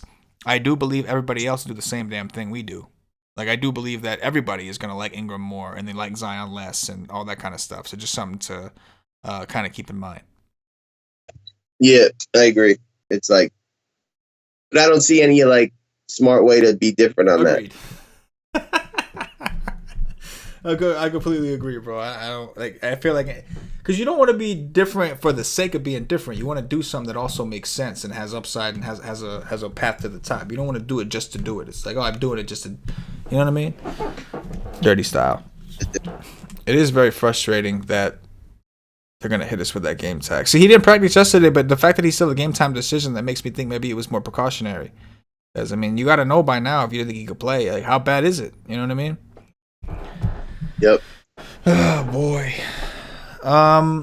Talk to me about Robert Covington a little bit, man. Like, the power forward position for me is where I'm getting a little tight, man. Like, I got a lot of Hutchison, a lot of Covington, obviously Zion. I got a lot of Tobias, your boy Wagner, but my exposures for this position are pretty high, and I have to be prepared. LMA is a guy that, as of right now, I'm kind of underweight on, and I have to be prepared for these ownerships to be in flux because I may have to raise Brandon Ingram or Zion. So, like, talk to me about that position in general, man. Like, who are some of your favorites overall looking at that position, power forward? All right. Let me go in ISO ball that position. Power forward. The whole entire price range? I'm just curious as to who some of your favorites are around, at the position. I mean, you can go price by price if you want. That's not a problem. If it's just easier to kind of isolate that way. All right. Well, I like Tobias Harris the most. Then probably like Chandler Hutchinson, Covington, Mo Wagner, Melly if Ingram's out, Davis Bertans, Zion. That's about it. some Trey Lyles, some Danilo Gallinari, some Thad Young, but Harris, Hutchinson, Covington, Mo Wags, Melly. How much more Wags are you willing to play? Like I'm pretty confident that like they plan on playing this dude another at least 24 minutes again. Like I got him projected conservatively, and he still projects really well at this price. But like he's been back for 3 games, right? 12 minutes, 18 minutes, 24. Clearly they're gradually moving up. Thomas Bryant is out. I don't think Mahinmi is a guy they really want to play much, and they haven't been playing him much. So to me, it just seems like I think he's a little more like I think he will play 24 at least, and it's a nut spot against Chicago. Why wouldn't you want him out there? How much of him are you willing to take though? Because I don't think he's going to be all that popular. Just looking at ownership projections. So if you're wrong, obviously if we're wrong about that, that's going to leave a mark. You know, it's going to be some track marks on your underwear type shit. I'm really good with Mo Wagner. Yeah, 35, 40%. I'll probably have. You good, bro? You good? You good, man? Yeah. Shit, all right then. Shit. I'm gonna put up the nation. Let's say what up to some of these people. Let's say what up. LD says, "What up, Paulie D?" Or D. What up, LD? Doing 30s. How's the light counter looking? How that light counter looking? That's a good question. We're up to 44. So maybe there's some new people here that don't realize. Oh, wait a minute. Oh wow, is that right? Hold on. Let me see. We got a couple updates in the YouTube chat. So Darius says Ingram is warming up. We'll test his ankle. So hopefully, I guess we'll find out about that soon once he tests it out. BNT for life says Cornette is starting. Horford coming off the bench. So we'll keep an eye out for any of that to confirm. Say that again. One of our YouTube chat participants says that Horford going to the bench and Furkan Korkmaz is going to start. I don't doubt that. It's definitely a possibility. Horford's been ass, and Korkmaz has been GOAT status. So we'll be on the lookout. If we get any confirmation of that from any of our sources, we will confirm. Appreciate you sharing the news. BNT for life. We will see. Hit the like button, guys, if you don't already know. If we hit 100 likes on this video, we will make the projections free tomorrow. The NBA projections, it will be free tomorrow. It's access for y'all. The download, upload, and whatever, they'll be free. But we need 100 likes on this particular video. And this is the last slate of the week before the All-Star break, because after Thursday, it's just a 2-game slate. So we picked the right day to do it. So make sure you hit those likes. I'll be furious, but don't worry. Yeah, do the likes. Just do the likes. Paulie will be very upset if we hit 100 for this video, but we didn't hit 100 to help my man get a little you know the other day. He's going to be a little disappointed. But, hey, it is what it is, man. Redemption is key. That's how I look at it. Paulie looks at it more like, yo, y'all played me. I didn't get no loving, Projections more important than Blowy City? Nah. We did get a confirmed starting lineup. Shout out to BNT for life. He is correct. Sixers will start Ben Simmons, Josh Richardson. They're going to start him. Furkan Korkmaz at the 3, Tobias Harris, and Joel Embiid. So Horford getting doo-dooed on. Small stat. There you go. Clippers are small. That game's going to play fast. Yeah, no, I agree. I do like the game. Horford will play off the bench for sure. Chris Tetri says, shout out for SoCal WiseTake Nation. Let's get it. I'm with it. Shout out to the SoCal. We got love for them. We got some family in San Diego. All right, let me get back to this Wisestream page, though. But what up? MG, what's happening? What's up? You know the deal. MG, one of our boys. Stevie Brown said, did I just hear Lillard is one of Paulie's least favorite sons? Who is this guy? And what the fuck did he do with Paulie mufflers? Yo, you can't get married to nobody. It's the slate will tell you what to do, It's business, man. It's not personal. It's business. Yeah. That's all it is. I'm sure Dame will put it in my ass, but that is how it goes. Richardson hasn't been starting, right? Like, it's Furkan. Shake Milton, I think, has, right? Oh, Shake Milton's been starting, yeah.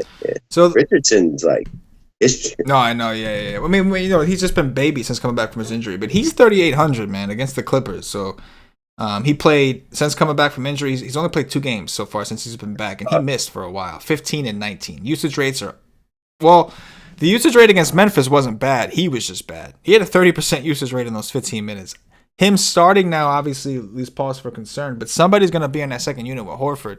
This has to help Horford a little bit. He's going to get some time to play without Embiid, I would think. Like, it's got to help him a little bit, right? Like, he wasn't doing shit with Embiid. It can't hurt anymore. Right, I'm saying. Like, what's the Clippers like rotation gonna look like? Right, like is Lou Williams gonna start again today? I don't know, man. I would think not because Kawhi Leonard is playing. So I would think Kawhi was out that last game. So I think they'll start with Kawhi and PG, and Lou will be off the bench. That's what I think. Just a guesstimation. Furkan, Cork Mazaris, Maximus. I'm going to have to raise his minutes, no doubt, now. I mean, what can I do? How many minutes has he been playing anyway, Furkan? Cork Master. 32 and 29. He's been getting it, man. Oh, Furkan Corky. Furkan Corky. That's rough. So what are your thoughts on just real quick, I know I'm jumping around and I always do that, but going back to the Spurs situation, did you find it odd that Rudy Gay only got 17 minutes in a game with no DeMar DeRozan? Dude, they're just done with it. Right? He hasn't played minutes in a while. Blowout, close game, guys are out. I'd play Bellinelli over him right now. Oh my god, bro! I still wouldn't play Bellinelli. After that last game, I'd still play Gay over him. At least Gay was active in his 17 minutes. But I feel you though. Yeah, it's a shame, man. It's a shame. Let's see some of the comments. A lot of we got a lot of J Rich love coming in here. We've got Money Cash Dollars. J Rich to hit 6x. Let's get it. I'm real forever. National TV game. Josh Richardson going off almost 10x. Got some Josh Richardson love in the YouTube chat right now. Is that something we got to look into? I'm more into Furkan Korkmaz, but he would make sense as a defensive stopper on any one of those studs. Lou Williams, Paul George, Kawhi, so I see it. I don't honestly think it'll happen, but I get it.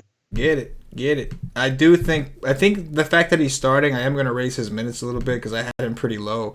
Also, don't forget, guys, that we do still have Alec Burks is expected to make his Sixers debut. Glenn Robinson's kind of floating around. He didn't play much, but they're there. They're here for a reason. So just something to keep in mind. I would anticipate it affecting those other ancillary players a little bit more, but they're going hot hand with Furkan. Hot hand with Furkan, DeAndre Ayton's questionable for tomorrow if anybody gives a damn right now. Where we at though? Okay, J Rich. So we initially had him for around 21. I'll put him say at like 24 and a half, something like that. I don't want to assume he's going to jump from 21 to 30. That'd be wild if they did that though, especially because it was a hamstring injury. So I would imagine they're going to be a little afraid to push him. He comes up to about 5.63x, 5.75x. My bad. 21.85 at 3.8. We'll see, partner. They could definitely use him for his defense. And one thing we talked about on the shows earlier, Paulie, and you and I talked about also is both of these defenses, the Clippers and the Sixers, their defenses have been struggling lately. They've actually been below average, both of them. I'm assuming that has something to do with why you like this game so much. Talk to me about that game, why you like it so much, and then talk to me about your second and third favorites afterwards. Yeah, so Philly has drastically jumped up in terms of their defense, the points allowed for fantasy in the last 2 weeks. Right, Clippers are one of the fastest teams out there. Seems like the game could kind of play fast with a total of 227. And you got a little Kawhi and Embiid narrative there. I think the game's close. There's a potential NBA Finals preview. Mostly where to go, who's going to do the work. It's an enticing game. It's just, it's just one of the first ones, which we never like. But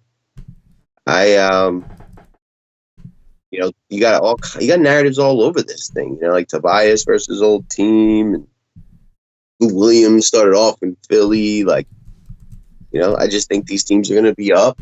Right, Philly is at home where they play much better. Clippers are the best team in basketball. Both teams are going to want to win this before the break. So just looks like a really good game for basketball.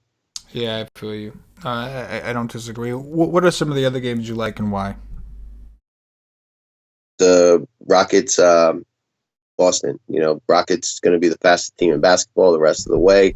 Both these teams will go small, which should just make this a very transition game. And again, you kind of know where to go. There's 4 guys from Boston, maybe a fifth, and really like 4 guys from Houston to consider. And I think it's going to be close. I think it's very similar to like the first game where it'll be close, fast, and this one will have like minimal defense. So I like it even more. Those are my 2 favorite games now.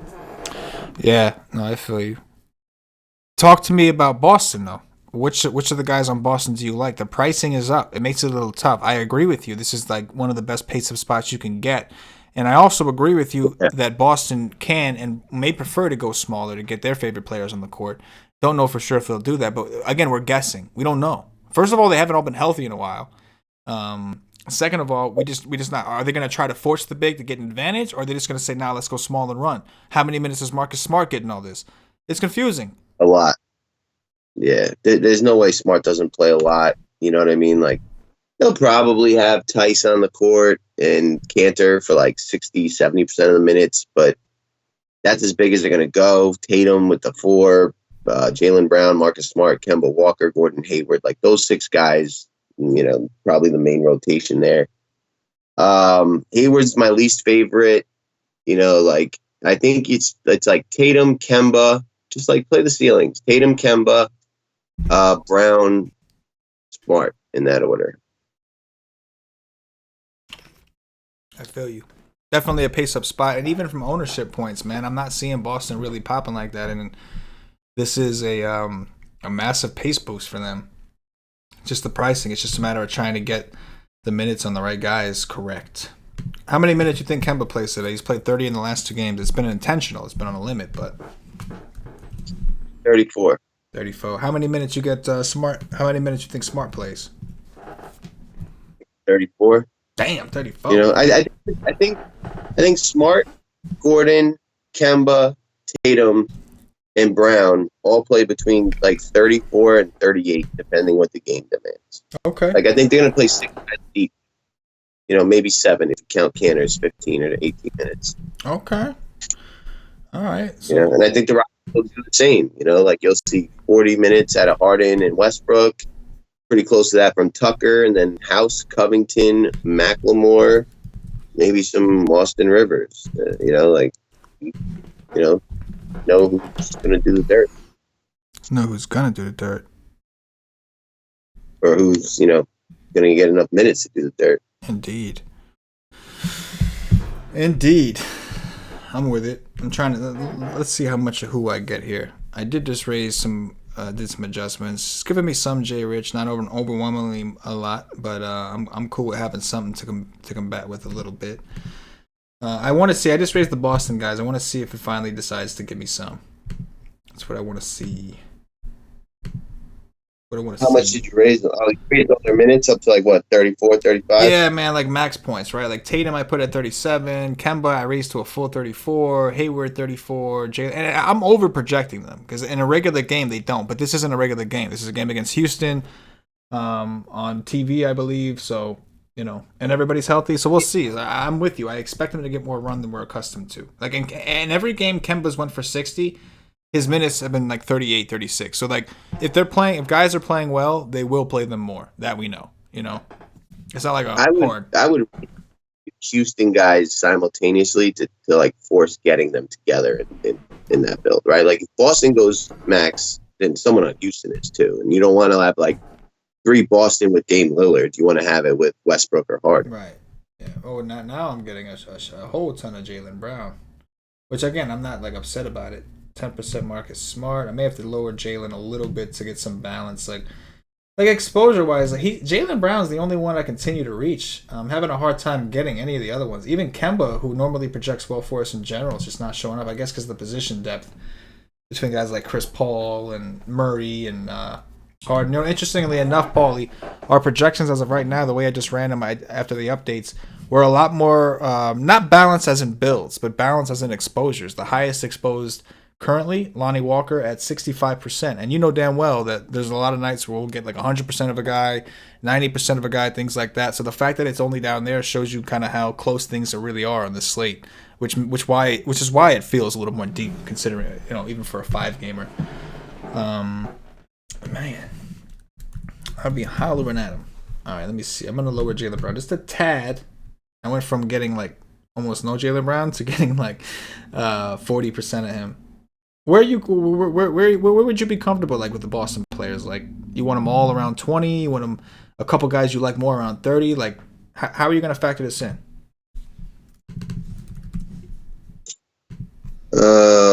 I've got Kemba at 26 right now.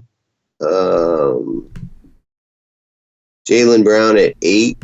Marcus Smart at 24. And Tatum. I gotta have some Tatum.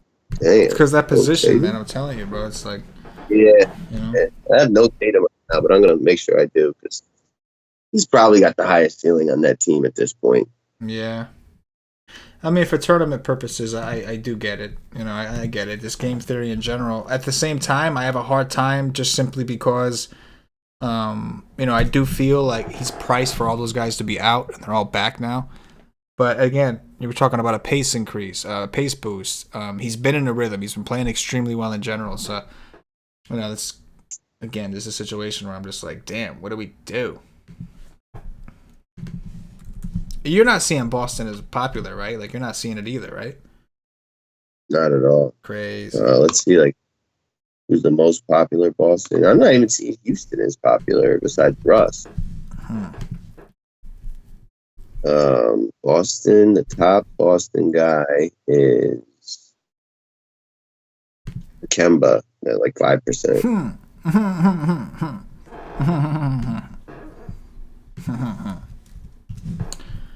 Man, what do I got to do to get some Tatum in here?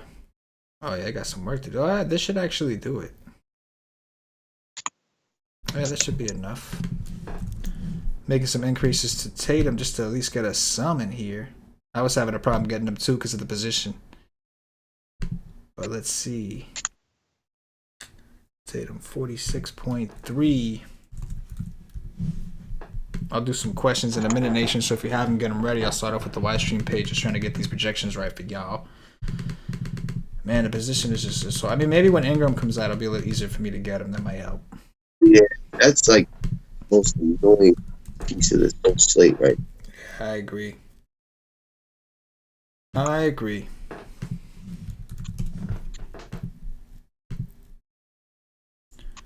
Okay, adjustment for J-Rich is good. We got about 19 minutes to lock. DeMar DeRozan officially ruled out, so we got that news. Last we heard, we had some people in the YouTube chat telling us that Ingram was about to test his ankle and Gentry was going to speak to the media soon. So I would imagine that we're going to have that news soon. Hopefully we get it before the lock. I always feel for the FanDuel people when this happens, man. Mm-hmm.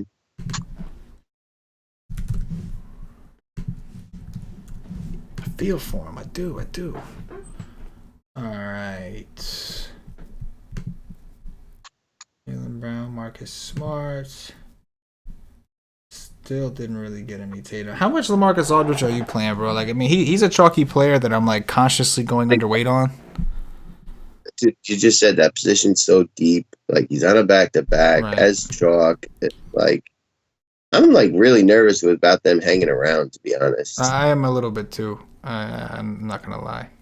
It's one of the reasons that I'm like okay with Lonnie Walker. You know what I mean? That's one of the reasons because it's like, well, he may not close, but there's a good chance that this game doesn't have a close and that they just get stomped and then he gets to close because you know what I mean? Yeah, I hear you. I feel you on that. Man, I ain't gonna be. I still can't even reach Tatum. But that's the thing with Tatum. That's why I'm trying to reach him so bad. Is because if I'm having a hard time reaching him, I know everybody else is too. His ownership is just gonna be minuscule. Let's look at some of the Boston players who've had some success. I know that both of these teams are a little bit different, but let's look at some of the Boston players who've actually had some success against Houston.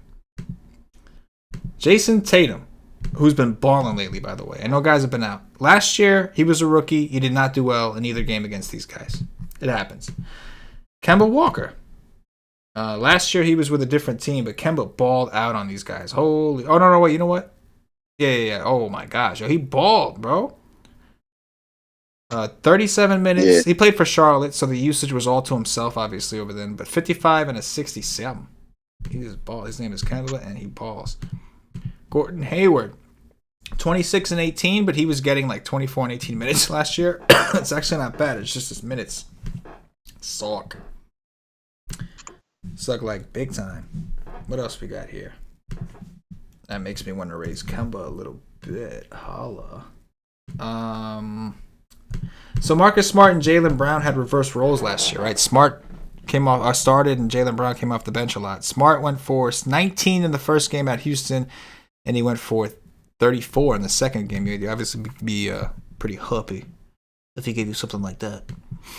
Jaylen Brown, 28, 24 minutes, 24, nothing great. Kemba's the one with the best history, but again, that was on a different team, different situation, different dirty, you know what I mean? So we'll see. Mm-hmm. We shall see. See what we do. Let me just make this last upload for the projections for now, and then I'll get in there. I'll rocket fire some questions. We have 16 minutes away from lock, and we are anxiously waiting the news on Brandon Ingram, because the Pelicans just want to do us dirty and make our lives as difficult as possible. But it's okay, because we're going to be positive about this shit. Be positive people. We're going to take advantage of this shit. I'm going to woosah myself down a little bit. Feel my blood pressure rising. Getting a little annoyed. Game time decision. It is game time, dude. All right, so I'm going to let this thing run. In the meantime, let's pop up WiseStream first. Nothing in the WiseStream. LD says he's got Lillard in 50% of his lines. He's going to play him until he busts. I understand, especially LD. I know you play on FanDuel, and he's like 9-8 over there, so I get it. YouTube status. Let's take a look. Kobe White or Shabazz Napier? He's only got 4,200 left on DraftKings. Oof, that's a real tough question. I say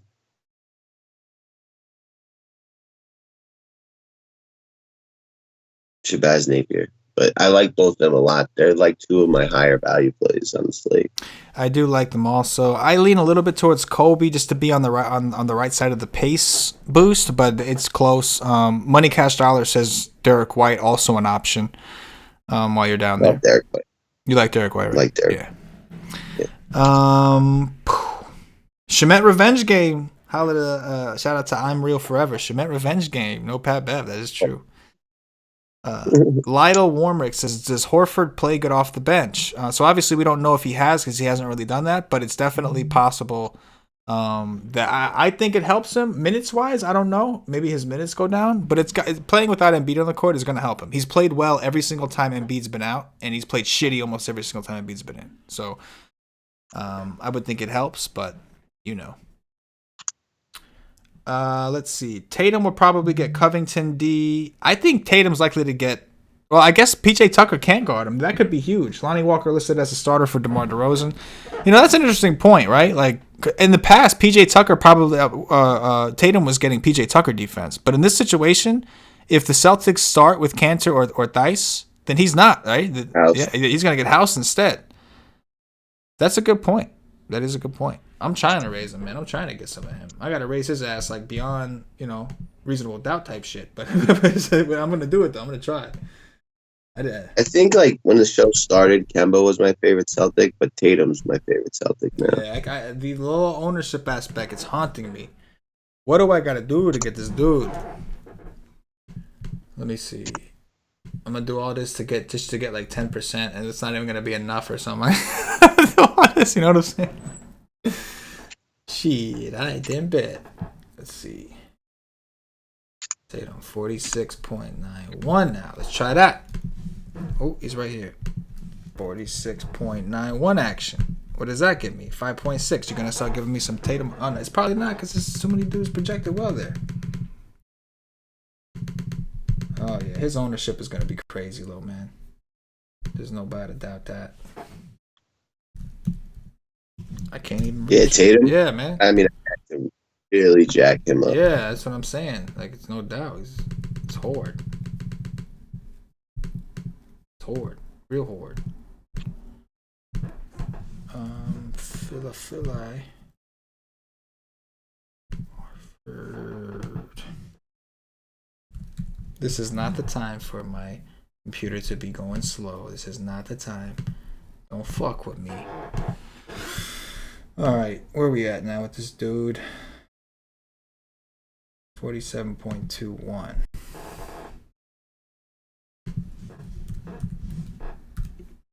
Now, of course, that I got him in, I got to be conscious of who it lowered on me. That's always fun. Mhm. That's always fun.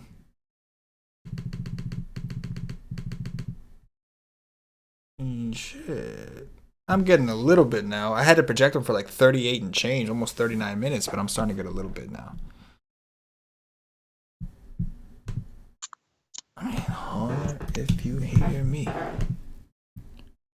Alright, Tatum. Bastard. It's like this just like it makes me like feel weird, man, because I know I'm playing these guys. I know I'm overpaying for them. I know the situation and all that. And I can't help but think like late night hammer, low ownership against one of the fastest paced teams in the league. You know what I mean? Get different on a slate like this, boy. Oh shit! I didn't have to do that with Kemba. My bad though. All right. We got about 11 minutes to lock, nation. Let's make this happen. I'm pulling up the chats. Have the questions ready if you got them. I'll take care of the chats. I'm basically set. You got the chat squads. Oh, Pauly D's about to drop dirties on you. That's what the D in Pauly stands for. It's dirties. If you haven't dropped a like, drop that for us, please. Drop the like, man. We're gonna give the projections free tomorrow if you guys get us to 100 likes. It's that simple. For those that want that to succeed, I'll support it. NBA live stream. All right, in the website, the live stream chat first. Any questions? I'll hit y'all's up first. Let me see who's in there, who's up in there. PC load letter. What does that mean? Nothing up in there. I can bet. Wow, YouTube. All right, rapid fire questions. Let's go. Hit me with them. 1v1s, 2v2s, 4v4s. I'll let your boy skis. Chocobaka again.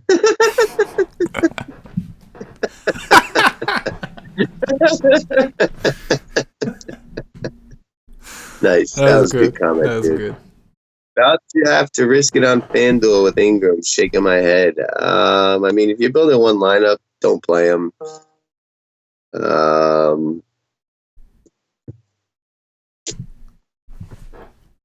Embiid, CJ McCollum, or Whiteside Zion. I'll take Whiteside Zion as long as Ingram's out. If Ingram's in, take the other one. Come on, hit me with some more. Let's go. What are you guys thinking? Here's your time to shine, nation. Drop some questions. Hit the hammer. All right, nothing coming yet. Let's check the Slack feed, see if any dirtiness has come out.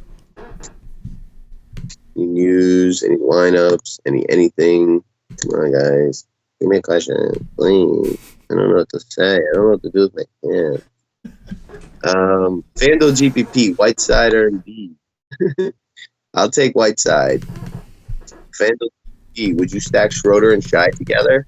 That's super contrarian. I would have to have a lot of teams to do that. But, yeah, I think you could play them together, although I prefer Chris Paul over both. Whiteside or Embiid? I say Whiteside. Where do you stand on that, CK? Oh shit, that's tough, man. They're both two of my highest owned centers. I mean, that's 1 and 2. I think I'll put it this way. How did I put it in my article? That's the way I'll word it. So Whiteside on DraftKings and Embiid on FanDuel, I guess, just for the raw points aspect. DraftKings question. So I guess Whiteside, but I do love Embiid again. In my core plays article. I'm sorry, it's a FanDuel question, then I would say Embiid. I'd rather just go over for the highest raw points I can get over there. Highest raw points. Hutchinson, decent play. We both like Hutchinson quite a bit. Yeah. CP3 or Kemba? I'd say Kemba because I like that game, but if you have like Tatum and another Celtic already, then I'm totally happy going with CP3 at much lower ownership. 7,100 left for a utility. I like questions like that. All right, let me put these guys in price order. It's not someone. Chris Paul. There's not many guys at 71 on the slate. I mean, it's Chris Paul, right? Yeah, definitely Chris Paul. What build rules do you think are important for today? Stacking for sure. I think you want to have multiple pieces from the same game because one will probably go off more than the others or get to overtime. I like the idea of forcing some of the chalk value plays with contrarian value plays on the other side. Uh, Specifically Lonnie Walker. I like the idea of forcing him with a Nerlens Noel. If he goes off in blowout time, then who else kind of goes off? Maybe forcing him with Schroeder, something like that. Those are kind of the main ideas for me. And I really like going extreme stars and scrubs today, even scrubs that make you uncomfortable, like Nicolo Melli, as long as Ingram's out. YouTube. Oh, okay. White or Korkmaz? Korkmaz for me. Morris or Melo? Ooh, I'd say Melo. On FanDuel, yeah, I'd still say Melo. Josh Hart if Ingram's out, yeah, Josh Hart's fine. Doesn't have a ton of appeal, but he's fine. Best GPP center on FanDuel. All right, let me pop FanDuelski. I actually made a FanDuel lineup. I forget who I even had at center.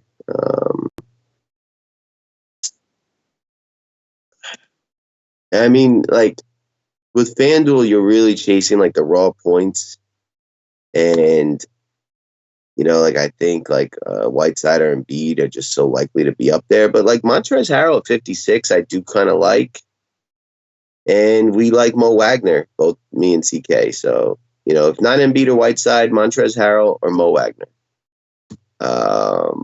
600 left in utility, maybe DeJounte or Bertans. Let's see, 6,000 left in utility. Murray's 5'2", so you'd be leaving a shit ton on the table for DeJounte. I'm not comfortable leaving that much on the table on this slate. Sorry to say. 6K.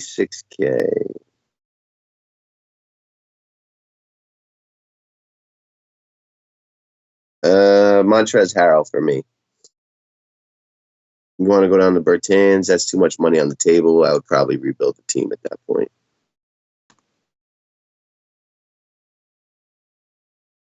Four minutes to lock, nation. Do thy dirty. Come on. Give us the Ingram news. Although I'm thinking about it, if Ingram were to get ruled in, I would just kind of like where I'm at more, because I like that game less. Lonnie Walker will start for DeMar DeRozan.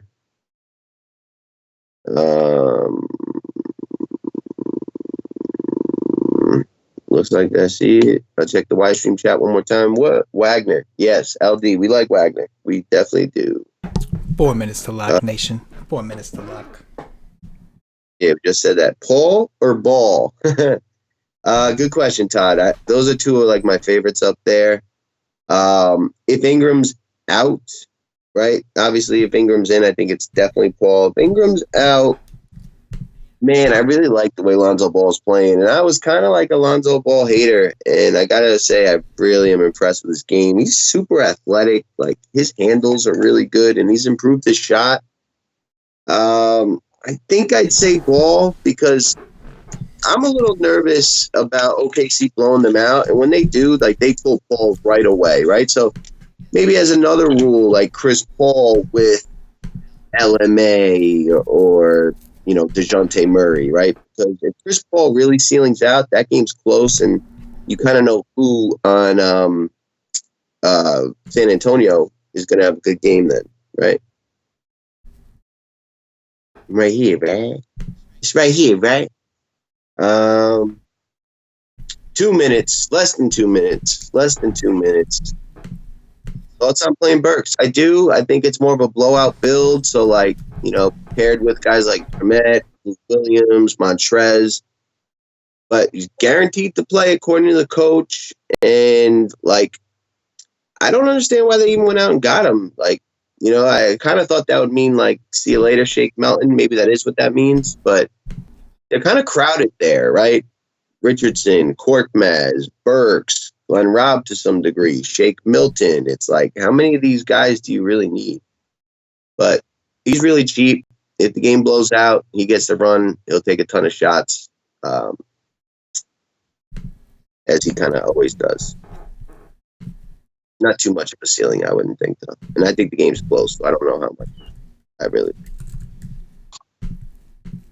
And seconds away from Lock Nation. Final crunches, get him in.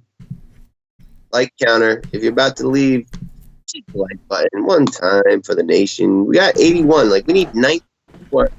Give out the free projections to try that shit out. Oh, we just. No, I'm sorry. We're at like 50. Oh, that's how many people watch it. Not like counter. You know what? I could like my phone at the same time as my computer. Get it up, guys. It could happen. It has to happen by tomorrow. It could happen after the show if you remember to go back. But 100 likes and the projections are free tomorrow. Dirty style. Oh, I already like this. Of course you did. Dirty style. Yep. 90% Hutch and Zion. Let tonight be the night. Okay. I would make sure Ingram is out for that Zion. And damn, Chuck, I like the balls.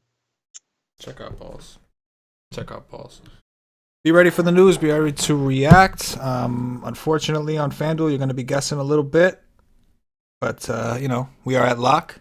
That is going to do it. Appreciate you guys. Again, tomorrow's the last main slate. We'll have a show Thursday. It's going to be a 2-game slate. But tomorrow, Wednesday, the last decent slate before the All-Star break. So make sure you come back. Subscribe if you haven't already. Hit the like button, guys. We'll be back at it tomorrow with the usual. Lou Williams is starting, by the way. We did get a starting lineup for that game. Clippers will start Lou Williams, Paul George, Kawhi Leonard, Marcus Morris, and Zubac. That is the starting lineup for the Clippers. That's going to do it for Paul the D, for myself, the entire WiseTake Nation. As always, good luck.